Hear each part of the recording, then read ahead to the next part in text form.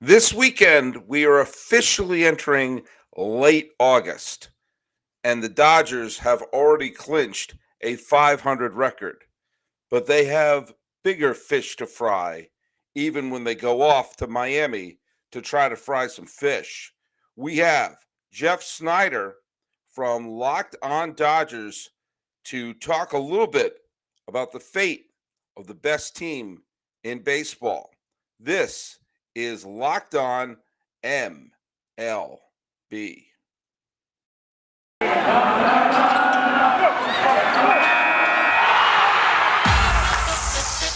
You are Locked On MLB,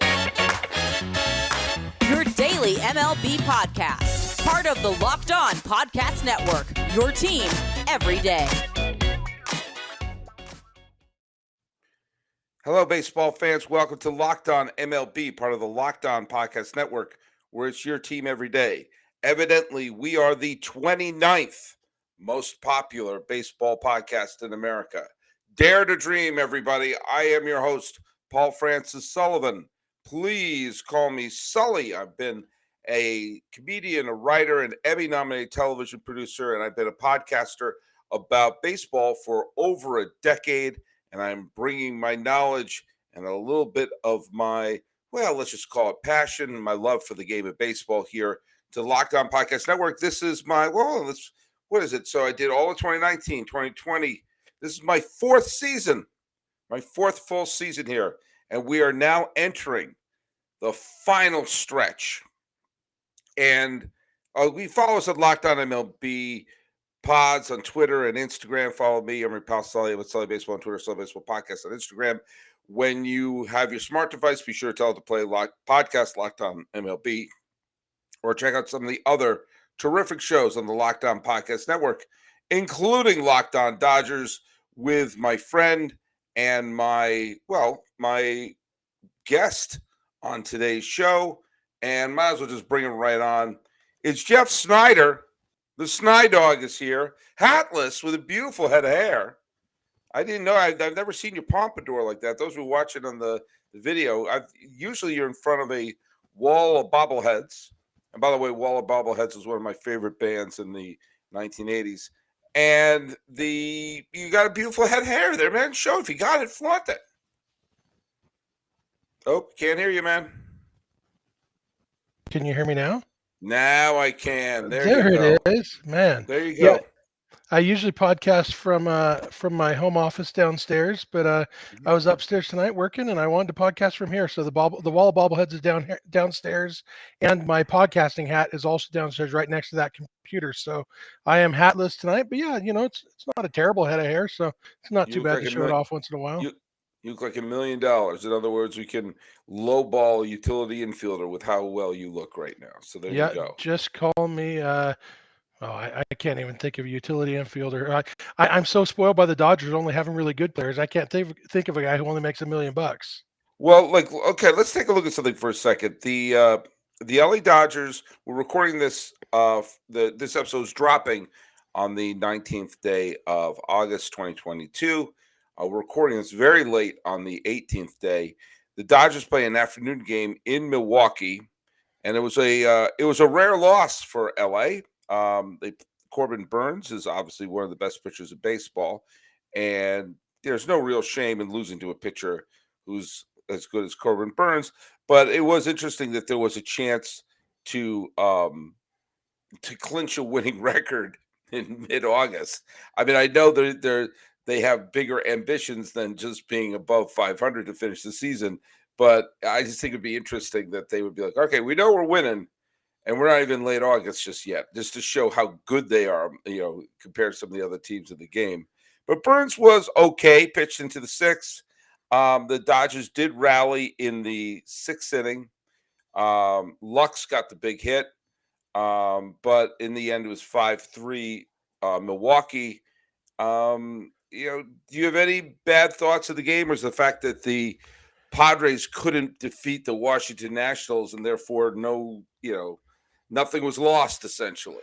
I stopped worrying about what the Padres are doing a long time ago. The Dodgers locked up the National League West probably a month ago, and so I'm not too concerned about that. I did watch the Padres game because I like baseball, and it was the only game on. But yeah, the reason I'm not too concerned is the Dodgers did put up 3 runs on Corbin Burns. They showed they can hit good pitching, and the reason they lost is Andrew Heaney had his first bad start of the year, and Mm-hmm. it's clunkers happen sometimes. He was probably overdue. Heaney had only allowed 1 home run all season before this game, and anybody who knows anything about Andrew Heaney knows that he sometimes gives up some home runs. So he allowed 3 home runs to the Brewers today, and that was all 5 runs for the Brewers. Dodgers ended up rallying and had a chance, but you know what? It's hard to overcome your starter giving up 3 home runs and 5 runs, especially against a guy like Burns. Yeah, obviously you'd like to win every game, but splitting a series with the Brewers, a series that meant a lot to the Brewers, and no individual series means much to the Dodgers at this point. It is what it is, I guess. Well, right now, Los Angeles has a 17-game lead over San Diego. I think that's pretty close to being in, let's put it, in cruise control.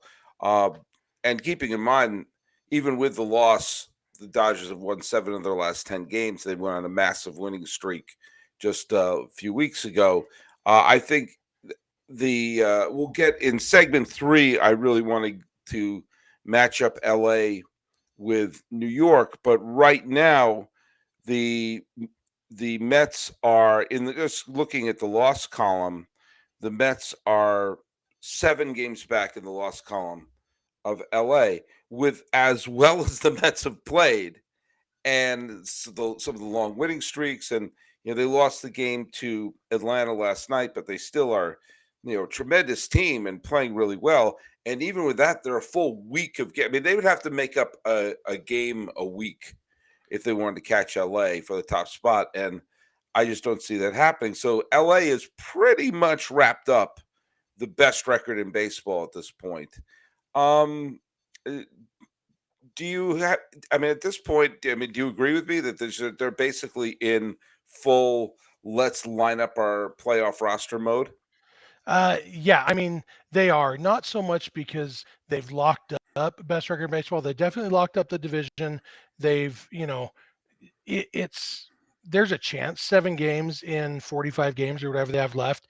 It's not totally insurmountable. It's unlikely. But yeah, I do think the Dodgers right now, I think everything they're doing is a science project to try to figure out what's our best chance to win in October. And that's why they keep throwing Craig Kimbrel out there, even though he's been really bad all season, because the best version of this team in October has an effective and dominant Craig Kimbrel at closer. So they're going to give him every chance to get back to there. It's why they traded for Joey Gallo. Hey, let's see if Joey Gallo can remember how to hit, because if he can, that's a huge boost to a postseason roster. If not, no big deal. Cut him, or don't put him on the postseason roster at least, and no harm done.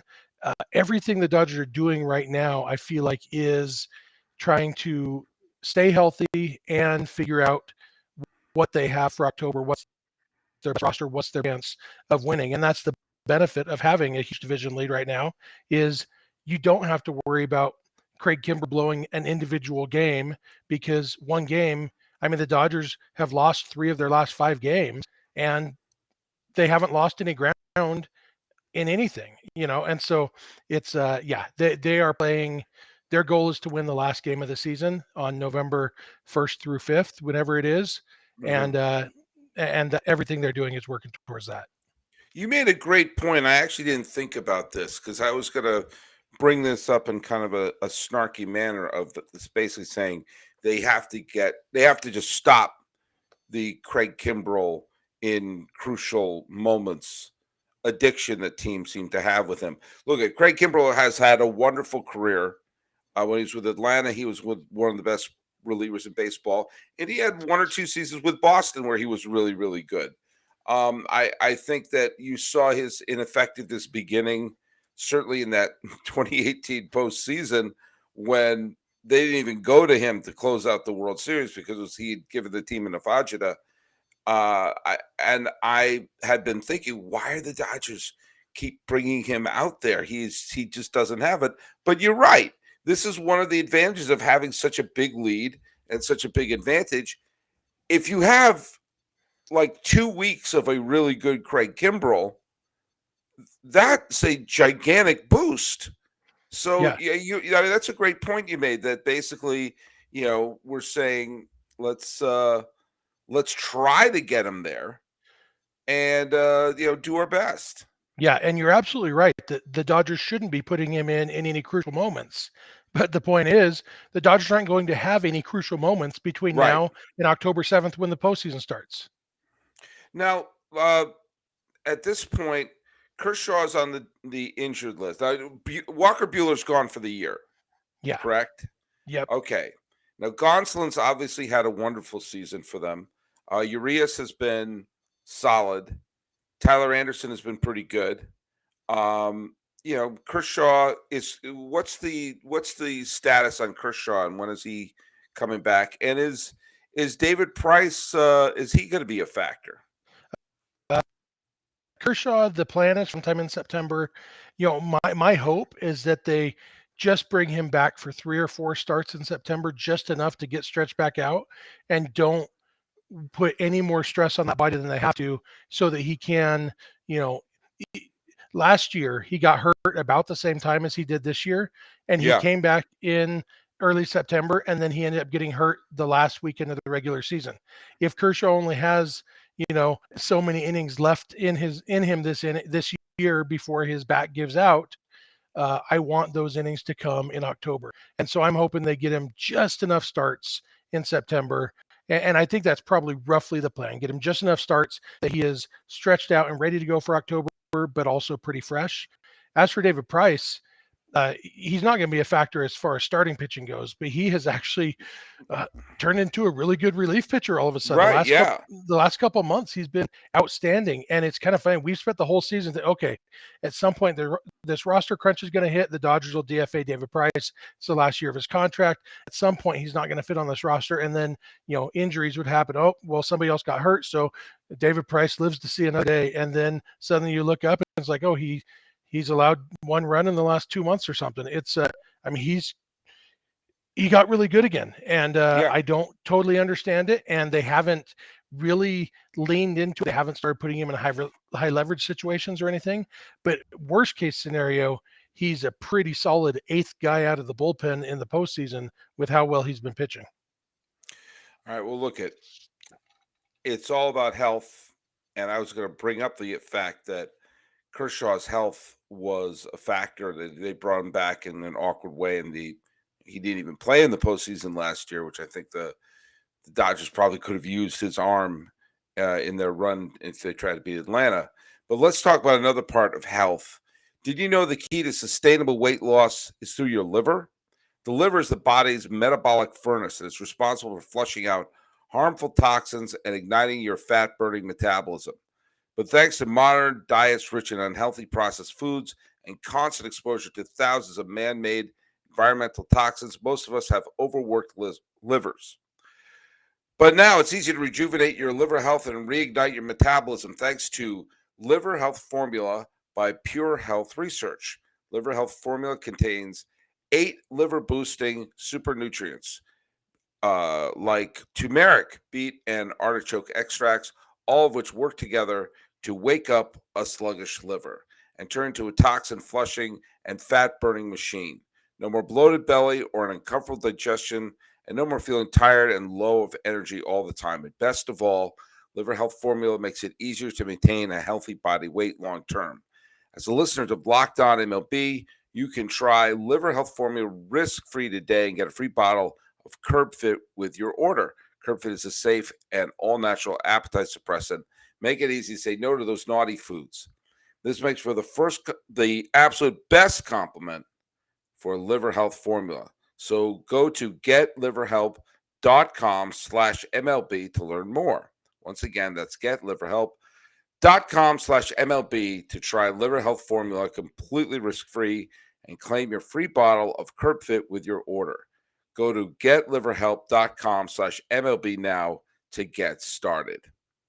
Okay, we're here talking Dodgers with Jeff Snider of Locked On Dodgers. Now, just going through the roster right now, I actually at the beginning of the year picked Freddie Freeman to be the National League MVP. Now, I don't think he is the NL MVP, but man, oh man, he has fit into this lineup, I think, like a glove. I think he's been terrific. You get the Yeah. full season out of Trey Turner, who was probably their offensive MVP. Certainly has the power, has a high average, has a high OPS, has the speed. Mookie Betts, who is on loan from the Red Sox. Eventually, the Dodgers are going to return him to the Red Sox, but he's doing well. Bellinger not so well. Turner's not having one of his best years, but it just seems like up and down the lineup, it just looks solid enough to get those runs they need for that pitching staff right now. What are your thoughts on the lineup and what needs to be tinkered between now and the beginning of the postseason? Yeah, really right now, Cody Bellinger's the main hole in the lineup. Everybody else, Justin Turner started off slow, but has turned it on. He's hitting really, really well the last couple months. Max Muncy started off really, really poorly, but in August he has been outstanding, like one of the best hitters in baseball in August, and seems to have turned that corner. I guess Chris Taylor is still a question mark. He hasn't, he's been hit and miss since he came off the injured list. But really, Cody Bellinger's the big offensive hole in the lineup right now. He's shown spurts and gets us excited a couple times, and then hits another slump. He's still playing excellent defense. It's just kind of crazy that a guy who hit 39 home runs as a rookie, 47 home runs 2 years later, winning the MVP, is now in the lineup because of his defense. But that's kind of where we're at with Cody Bellinger. But the cool thing is, when you have Mookie Betts and Trey Turner and Freddie Freeman and Will Smith and Max Muncy and Justin Turner and Gavin Lux, it's okay to have one guy who's in the lineup for his defense, and they're hoping that Bellinger can turn it on. And if not, you've got Chris Taylor can play a very good center field too, not quite as good as Bellinger, but very good.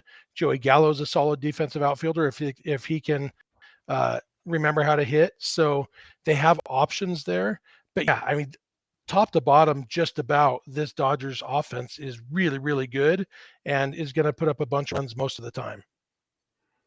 Is there anyone in their farm that they can bring up and pop in anytime to sort of be that kind of weapon that the opposition hasn't seen, and that they could have that burst in the postseason? Two guys jump out as possibilities. One is Edwin Rios, who has spent quite a bit of time in the big leagues. He was in the big leagues this year, and then he got hurt. And he came off the injured list. He spent his maximum 20 days in AAA on a rehab assignment. And during those 20 days, the Dodgers traded for Joey Gallo. And so right now, Rios, when they activated from the IL, they just optioned him back to AAA. So he just stayed where he was. And if Gallo doesn't pan out, or if Bellinger, is so bad that they can't even put him on a postseason roster, Edwin Rios would be a guy who takes that spot. And then the other guy who jumps to mind is Miguel Vargas, who has gotten a couple games in the big leagues this year, made his major league debut, hit a RBI double in his first at bat. That would have been a home run in like 28 stadiums, but it was triples alley in San Francisco. And his bat is ready for the big leagues. He is an excellent, excellent hitter. He doesn't really have a position, but he's a guy who I could definitely see in the postseason. I think he's going to get some time on the big league roster in September when they're allowed to add a couple guys to the roster. And I think he's a guy who, depending on health and how other guys pan out, he's a guy we could see in October because he really does have the bat to be an impact player. Is there any pitchers who are kind of, I mean, you had mentioned David Price, who has pitched very well out of the bullpen. Is there any pitcher on their roster that you think will become a secret weapon come October? Well, there's an answer that qualifies as a secret weapon if you're not a Dodger fan. If you're a Dodger fan, you are very, very familiar with his name by now. But everybody else might say, wait, who? And that's Evan Phillips. Evan Phillips has been amazing this year. Outstanding, just, ice in his veins, any situation, put him out there. His slider is filthy and he throws 98. He is just a dude, and he's been great this year. After they got him off waivers from the Rays, and usually the Rays don't give up on guys with potential, but I guess they had a roster crunch, and Dodgers got him from the Rays, and he has just been outstanding. And the other guy who kind of fits that same bill is Yency Almonte, another guy who people say, wait, that guy? Because Yency Almonte in his career has not been good. And then he came to the Dodgers. His former teammate in Colorado, Jake McGee, told him, go to the Dodgers. They will help fix you. And he went to the Dodgers and they fixed him. They fixed some of his stuff. They fixed the usage, throw this more, throw this less. And he's got a 115 ERA or something. He's currently on the injured list, but he's throwing right now. And so he should be back. So those two guys, along with, Blake Trinan's coming back. They've got Caleb Ferguson, who just allowed his first run of the season. They have a lot of really good relievers or potentially good relievers. Brusdar Gratterall's coming back from the IL this weekend. Throws 100. His last month and a half before he got hurt, he was outstanding. And so they have a lot of firepower in the bullpen that guys who maybe aren't household names, but can really get the job done. Look if some of these people are going to be healthy, then just look out. Then the Dodgers will just be the absolute safest bet to win the World Series. If you're making any bets, go to betonline.net. It's the fastest and easiest way to check in on all your betting needs. Find all your favorite sports, it's late, and events at the #1 online source for odds, lines, and games. Why don't you pick up one of these reads? Find reviews and news of every league, including Major League Baseball, NFL, NBA, NHL, combat sport, esports, even golf. BetOnline continues to be the top online resource for all your sports wagering information, from live in-game betting, scores, and podcasts. They have you covered. Head to BetOnline today or use your mobile device to learn more about the action happening today. BetOnline, it's where the game starts. Good job, Sully. Thank you. Oh, man, I thank you. I needed that. I felt like I'm running the marathon when you handed the cup of water to someone. Hey, Jeff Snider, this is, I think, your 1 millionth appearance on Locked On MLB, but Dodgers are a good team. You want to talk about the good teams here, but the Mets Wait, are. Then why do you have Millard on every week? Well, because he needs a friend every Monday. You got to talk about the Diamondbacks too. No, we talk about all of baseball. We have a sort of a courtesy. So, how did the Diamondbacks do? It's like asking your friend about their kid's first day of school. Dodgers are a very good team. The Mets are a very good team. And right now, they are the two teams that I'm hoping will meet in the NLCS. Last year, it should have been the Giants and the Dodgers meeting in the NLCS because they were the two best teams of the National League. But unfortunately, the way they have the division set up, that was not a possibility. However, a possibility for a Mets-Dodgers National League Championship Series is sitting right there. And I'm going to probably make Cardinal fans and Padre fans and whomever is going to be filling out the dance card in the National League a little bit mad. I want to see the Dodgers play the Mets in the NLCS. I know I'm supposed to root for upsets. I want to see the two best teams go head-to-head. Winner goes to the World Series. Now, right now, and I'm not saying this to get a negative reaction from you, I would probably pick the Mets. I think it would be an extraordinary close series. I think it would go 7. I just like having Max Scherzer in your rotation, kind of like you guys did last year. What are your thoughts about how this Dodger team stacks up against the Metropolitans? Yeah, the Mets are a very, very good team. And if DeGrom and Scherzer are both healthy, that team is very scary in a short series. Basically you're going to get 3 or 4 starts by those two guys. And not like the rest of their starters are slouches. It's a tough team to beat. We're still a month and a half away from the start of the postseason. So that's a long time to try to keep Jacob deGrom healthy. So we'll see what happens there. If he's healthy, he's tough. Scherzer obviously is very, very tough, although I don't know if you remember this, that didn't totally work out perfectly for the Dodgers last year when they had Scherzer in the postseason. So, if there's a team that can scuff runs to uh, to win against Scherzer and DeGrom, it's the Dodgers. The Dodgers have the best offense in baseball, and people say, "Well, pitching and defense win in the postseason." No, scoring more runs than your opponents wins in the postseason, just like it does in the regular season. And there's a lot of ways to do that. And the Dodgers, despite not having the big flashy names, the Dodgers have the best ERA in baseball. They have had the best pitching overall and best starting pitching in baseball this year. And Tony Gonsolin is not a fluke. He had a couple rough starts surrounding the All-Star break and a rough time in the All-Star game. Other than that, he's been outstanding, and it's not a fluke. His stuff is very, very good. Julio Urias, I think you maybe undersold the season he's having. When you mentioned him earlier, he hasn't just been solid. His ERA is down below 2.4 now, and Right. he has been very, very good. And then you've got Clayton Kershaw hopefully coming back. Dustin May's coming back from the injured list this weekend. And, we don't know what we're going to get from Dustin May, but the potential there is to be really, really good. And so whatever the Dodgers pitching staff ends up being in the postseason, they can't go head to head with DeGrom and Scherzer as far as name recognition goes. But as Right. far as quality of pitching, when you factor in the fact that the Dodgers, while the Mets have a good lineup, the Dodgers have a better lineup. Yeah, it would be a great series, and it would be fun to see, even though it scares me. Right. I think I just think it would be an absolute coin toss series, and I think that it would be, obviously baseball wants that to happen, to have LA and New York facing off. I just think it would be a super fun series. Now the Dodgers going to be going off to the Fish. I don't know if they have Sandy Alcantara that they're going to have to face off, but the Marlins, while not a very good team right now, they certainly can pitch well. They have their share of good pitchers on that team, and but kind of like you were saying, the Dodgers are treating this like extended spring training right now. It's just don't go on a big losing streak and try to fill some holes within.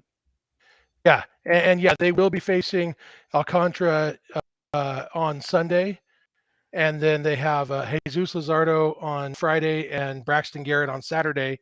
All three of those pitchers are pretty good. Luzardo and Garrett are more good stuff and haven't necessarily had great seasons. They've had solid seasons, but not, but they both have really good stuff. And Alcantara is going to win the Cy Young Award most likely. Yeah, Uh, yeah, and so, the good news is the Marlins can't hit, and that is one of the key elements in scoring more runs than your opponents is scoring some runs. And so, yeah, it'll be an interesting series. And the Dodgers actually play the Marlins 7 times in the next week and a half, and they have a stretch. They're in the middle of a stretch right now where 14 straight games are against the Brewers and Marlins. It's 4 with the Brewers, 4 with the Marlins, and 3 with the Brewers, and 3 with the Marlins. And yeah, so that's a lot of good pitching they're facing in those 14 games. And yeah, it's probably good practice for the postseason because rumor has it they face some good pitching in the postseason. yeah. Well, look at man, it's another fun year. I'm not a Dodger fan, but I live right up the 110 from Dodger Stadium, and it's a lot easier to interact with people and try to start baseball conversations with people when the local team is still in it. So I certainly want to see that Mets Dodgers series. I think that'd be great for baseball. I think it'd be just a great setup. And it's funny. Scherzer is with the Mets now. He had a cameo with the Dodgers last year. There's a slew of players who are either in the Hall of Fame or will eventually be in the Hall of Fame who had very brief cameos with the Dodgers, like Greg Maddux and Ricky Henderson and Juan Marichal and Frank Robinson. I think Dick Allen should be in the Hall of Fame, and he had a one-year stint there. Jim Thome had 1 year, and then Scherzer's a Hall of Famer, obviously. Pujols is a Hall of Famer, in my opinion. And they both had last year. They had brief cameos of the Dodgers. Even Babe Ruth spent half a season as a Dodger coach. So I always find it interesting when these great players, just make a quick cameo appearance with the Dodgers. Yeah, absolutely. If I was down in my home office, I could do this and point at my Babe Ruth Dodgers bobblehead. But you'll just have to I imagine that. So think I will. Well, I don't have to imagine you on the show. So, Jeff Snider, tell people where they could find your podcast. yeah, the podcast is called Locked On Dodgers. It's pretty straightforward. The naming convention from the Locked On Podcast Network is pretty self-explanatory, which I really appreciate. Locked On Dodgers, you can find it wherever you get podcasts. You can find it on YouTube. Basically, all the places you can find Sully, you can find Locked On Dodgers. And as you can see under my face, you can see that I am on Twitter at Snydog. And basically, I talk about baseball and almost entirely the Dodgers, and occasionally, give stuff away too. So check it out. Well, we're at Locked On MLB Pods on Twitter and on Instagram, and I'm your pal Sully. Right there in my lower third, you can see on Twitter. You can follow me at Sully Baseball, and I'm Sully Baseball Podcast on Instagram. Talking Dodgers with Jeff Snider, who knows a thing or two about the topic. This has been a Locked On MLB, Locked On Dodgers crossover for the 19th day of August 2022. I'm your host, Paul Francis Sullivan. Please call me Sully.